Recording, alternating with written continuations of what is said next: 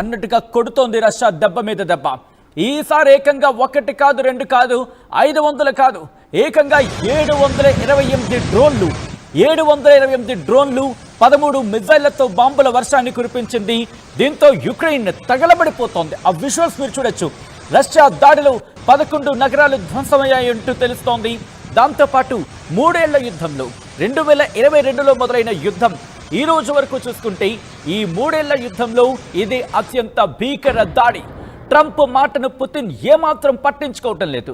ఇద్దరి మధ్య చర్చలనే మాట మాత్రమే, కానీ ఆ చర్చలకు ప్రస్తుతం అడ్రస్సే గల్లంతైంది. వీళ్ళిద్దరూ మాట్లాడుకుంటున్న మాట పక్కన పెడితే ప్రస్తుతం యుక్రెయిన్ మీద దాడికి దిగింది రష్యా.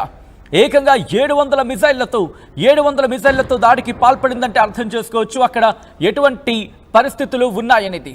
ఈ నేపథ్యంలో ఆ దాడులకు సంబంధించి విజువల్స్ మీరు చూస్తున్నారు. ఆ విజువల్స్ మీరు చూడొచ్చు. ఏకంగా 1 కాదు 2 కాదు 700 డ్రోన్లను. ఎందుకంటే ఇక్కడ యుక్రెయిన్ ఏ స్థాయిలో దెబ్బ కొట్టిందో రష్యా చవి చూసింది. యుక్రెయిన్ దెబ్బకి రష్యా ఇప్పుడు జాగ్రత్త పడింది. ఆ రోజే రష్యా అధికారులు చెప్పుకొచ్చారు, రష్యా మంత్రులు చెప్పుకొచ్చారు, మేము కొట్టే దెబ్బ యుక్రెయిన్ కలలో కూడా ఊహించదు అని చెప్పి. ఇప్పుడు ఆ మాటకి కట్టుబడ్డాడా అనే అంశానికి సంబంధించి ప్రస్తుతం చర్చ జరుగుతోంది. ఒకసారి ఆ విజువల్స్ చూద్దాం. ఆ disturbing visuals. In fact this is the disturbing content, viewer description is advised. ఈ కథనం మిమ్మల్ని కాస్త కలవరపరచవచ్చు. దీనికి సంబంధించి తగిన జాగ్రత్తలు తీసుకోవాలని ఆర్టీవీ సూచించడం జరుగుతోంది. విజువల్స్ చూద్దాం.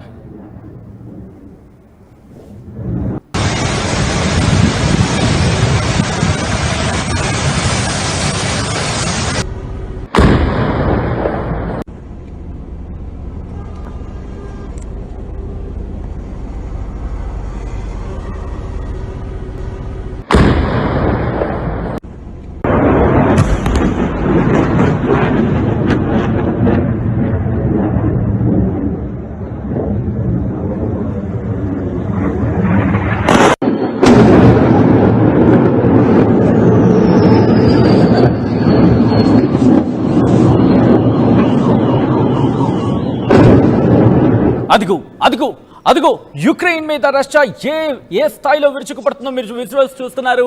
ఆ విజువల్స్ చూస్తే నాకు అర్థమవుతోంది. దాదాపుగా 700కు పైగా సుమారుగా 1000 డ్రోన్లను ఉపయోగించిందంటూ చర్చ జరుగుతోంది. అయితే ఇక్కడ యుక్రెయిన్ ఒకటే చెబుతోంది ఇది ఏమాత్రం సమంజసం కాదు, ఇది కరెక్ట్ కాదు, కానీ మేము ఆ డ్రోన్లను పేల్చేసాం, గగనతలంలోనే వాటిని పేల్చేసాం, యుక్రెయిన్కు ధీటైన సమాధానం ఇచ్చాం, యుక్రెయిన్కు సరైన జవాబిచ్చామంటూ కూడా చెప్పుకొచ్చింది. దాంతోపాటు 13 మిజైల్స్ను ప్రయోగించిందంటే అర్థం చేసుకోవచ్చు యుక్రెయిన్ మీద రష్యా. సో ఈ నేపథ్యంలో అక్కడ పరిస్థితులు ఏ విధంగా ఉన్నాయో మనం చూడొచ్చు. ఇటు యుక్రెయిన్ ఇప్పుడు అల్లాడిపోతోంది, భయపడిపోతోంది. అమెరికా కాదు కదా ఇటు పశ్చిమ దేశాలని కలిసికట్టుగా వచ్చినా కూడా మమ్మల్ని ఏమీ చేయలేరు అన్నట్టుగా రష్యా సమాధానం ఇస్తోంది.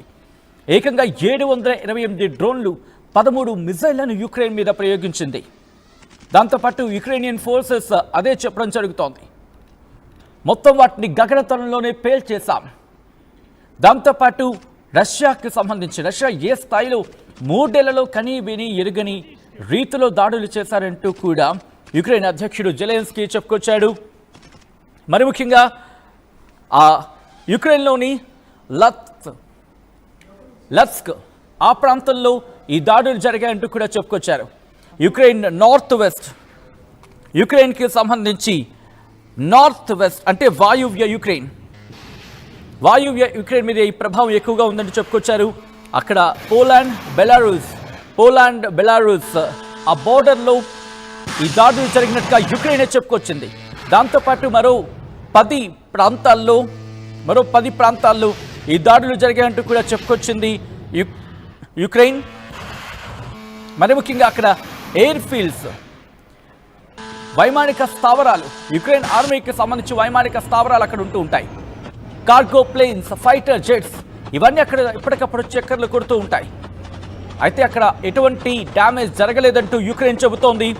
రష్యా ఈ మధ్య యుక్రెయిన్ ఎయిర్ డిఫెన్సెస్ సంబంధించి యుక్రెయిన్ ఎయిర్ డిఫెన్సెస్ లక్ష్యంగా అంటే యుక్రెయిన్ వైమానిక స్థావరాల లక్ష్యంగా భీకర దాడులకు దిగుతోంది, భీకర దాడులకు పాల్పడుతోంది. రష్యా తన లార్జెస్ట్ ఏరియల్ అటాక్ కింద మాట్లాడుకోవచ్చు. జూలై 4కు సంబంధించి మాట్లాడుకున్నా ఆ తర్వాత కొద్ది రోజుల వ్యవధిలోని మరి ముఖ్యంగా రష్యా బిగ్ ఆర్మీకి సంబంధించి మాట్లాడుకున్న సందర్భంలో దాదాపుగా 1000 కిలోమీటర్లు ఆ లక్ష్యాన్ని అక్కడకు వెళ్ళి ఏకంగా దాడులు చేసింది. అమెరికా అధ్యక్షుడు ట్రంప్ మంగళవారం ఏమంటున్నాడంటే, not happy with Russian president Vladimir పుతిన్తో నేను సంతోషంగా లేను, పుతిన్ వ్యవహార శైలి నాకు నచ్చడం లేదు అంటూ చెప్పుకొచ్చాడు. ఎందుకంటే ఎక్కడ కూడా కాల్పుల విరమణకు ఒప్పుకోవటం లేదు, ఎక్కడా కూడా శాంతి చర్చలకు రావటం లేదు. నేను శాంతిని డిమాండ్ చేస్తున్నాను, నేను జనవరి నుంచి చెప్తున్నాను, వచ్చిన దగ్గర నుంచి వీళ్ళిద్దరిని సెటిల్ చేసే ప్రయత్నం చేస్తాను, కానీ ఇక్కడ పుతిన్ నా మాట వినట్లేదు, ఇక్కడ పుతిన్ నా మాటను పట్టించుకోవట్లేదు అంటూ కూడా ట్రంప్ చెప్పుకొచ్చాడు. ఒక్కసారిగా పుతిన్ నా మాట వినట్లేదు అంటూ కూడా ట్రంప్ చెప్పుకు రావడం ప్రస్తుతం సంచలనంగా మారుతుంది. ఎందుకంటే అన్నాడు కదా, నేను ఆఫీస్కి వచ్చిన వెంటనే, అంటే ఆఫీసులకు రావడం in the sense oath taking, అంటే ప్రమాణ స్వీకారం చేసిన వెంటనే, ప్రమాణ స్వీకారం చేసిన నిమిషాల వ్యవధిలోనే యుద్ధాన్ని ఆపేస్తాను అని చెప్పుకొచ్చాడు.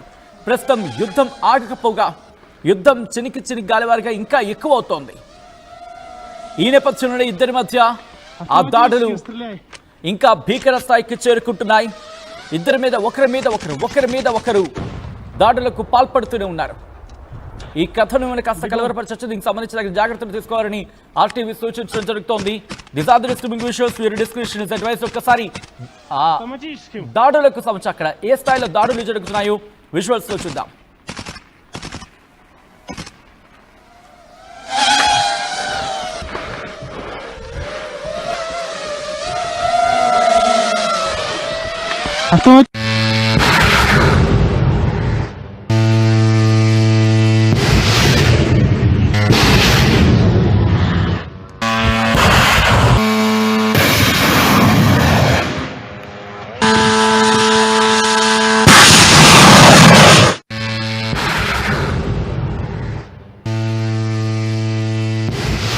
రైట్, అదిగో ఇక్కడ ట్రంప్ చేసిన వ్యాఖ్యలు ఒక్కసారి నేను మీకు తెలుగులో చదివి వినిపించే ప్రయత్నం చేస్తాను.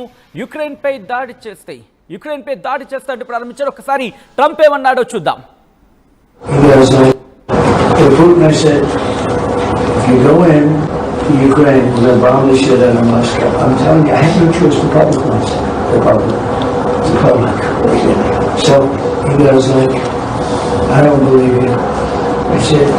He said, no way, and I said, way. And then he goes like, I don't believe you, but the truth is he believed me 10%. And I told you this, he believed me 10%. Then I'm with President Xi of China, but I said the same thing to them. I said, you know, if you go into Taiwan, I'm going to bomb the shit out of Beijing. He thought I was crazy. He said, Beijing? You're going to bomb Beijing? I said, I have no choice, I got to bomb them. We're going to bomb Beijing. And he didn't believe me either, he said 10%. And 10% is all you need. In fact, 5% would have been okay too.